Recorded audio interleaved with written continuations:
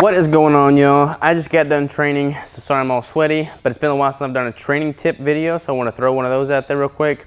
Since I've been training in our own gym here, I haven't had the privilege of going to a commercial gym in quite a while and just being stuck in that atmosphere, which is actually quite the blessing. I'm glad that I've got my own gym here.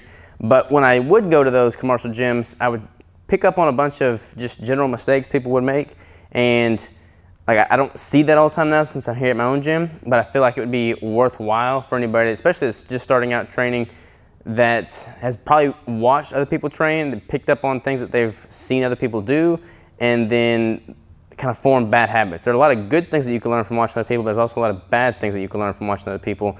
And this video is going to be about a specific mistake that I see so commonly when you're training triceps. And it's bad for the elbow joint. It's just bad in general and doesn't really stimulate the muscle to the full potential. So I'm going to show you what I commonly see, why it's bad, and how to improve upon that technique. So let's jump into this tutorial video. All right, so let's talk about rope tricep extension. So rope being the rope attachment, obviously. And then this is typically done from a high pulley position. And you've got a cable crossover machine here, whatever kind of cable machine. You could do these in just about any setup that has cables. So this is probably the most common tricep exercise you see people doing in gyms that have cables, because it's easy. They've always got a rope attachment, and you look good when you're doing it. Your triceps are all pushed up against your body, and when you're doing the movement, you just look jacked. So like you see a lot of guys doing it next to the girls working out and whatnot. But you see a bunch of mistakes happening. Namely of which is they'll let their elbows rise way up, so it's taking a lot of tension off the triceps and putting more of it onto the back muscles. You want to keep your triceps and your elbows basically locked into your body. All right, so keep your whole upper arm portion just totally locked solid into your body. In all honesty, the upper portion of your arm doesn't really need to move forward or backward. It needs to basically just stay stationary right there, and then all the movement is in the elbow joint. So that's where all the movement is. The lower part of your arm, or forearm, is what's actually moving through the plane of motion. Your upper arm is not moving. That's flexing the tricep. The elbow joint's flexing that tricep there. So when you're doing this, keep your upper arm and your elbows locked to your body, and then squeeze. You see a lot of people going way up with the movement, way up with the rope. When you go way up with the movement, even if your tricep, or even if your elbows are locked into place, your upper arm is locked into place, and you go way up with the movement, you're taking strain off the tricep muscle. Because when you do that, you're just holding the weight. There's no resistance there. You can sit there and hold a whole bunch of weight all day long. It's not even really putting any tension on the tricep itself. So honestly, there's no need to go beyond really much past parallel. So if you're looking at the range of motion here, your forearm never really needs to go above parallel to the ground. It can a little bit just to fully extend that range of motion, but there's no need to go way up top with it and then just sit there and hang with the rope. So keep your arms locked into your body, your elbows locked solid, keep your forearms roughly about parallel to the ground, go down and squeeze the tricep. Up, squeeze the tricep.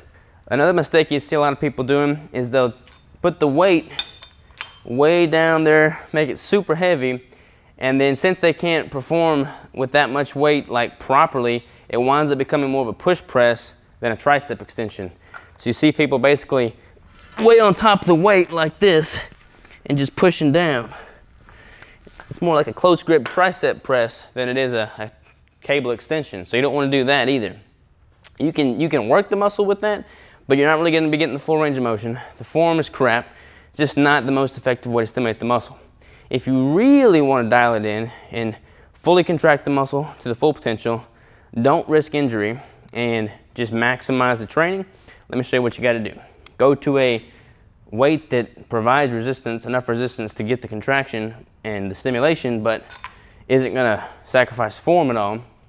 And then you want to actually get on the ground so that you can eliminate any of your body's momentum throughout the range of motion. If you're standing, by default, your body is going to be able to help out a little bit. Even if you're super conscious of it and strict with the form, just by default, by the way of standing, you're going to be able to put a little bit of English into the movement. So get down on the ground, take out that momentum. All right, so here I am on the ground, knees on the ground. I'm just locked in the ground. My body's not going to provide near as much momentum because I'm up against the ground. There's not as much vertical motion that I can apply. Again, keep your elbows, your upper arms locked into your body, and then basically go down, squeeze the tricep, up, squeeze the tricep, up. And you can keep, like you want to keep your upper body pretty erect. You don't want to be leaning forward too much because that's going to be, again, more into a push press. So keep your body erect. Keep your upper arms, your elbows locked in the side of your body. Squeeze the tricep up until your forearms are just a pass parallel. Squeeze the tricep, just pass parallel. And this is only 50 pounds on the cables. And this is just so like exponentially harder than twice the weight was when I was standing. Another tip is before you actually start going through the range of motion, flex your triceps. So flex, then contract. Flex, then contract. That's going to get the muscle stimulated, kind of peak the movement. But this right here, probably one of my favorite tricep exercises, stimulating all three heads of the tricep. Not really much risk of injury if you're doing it right, and you get a crazy pump.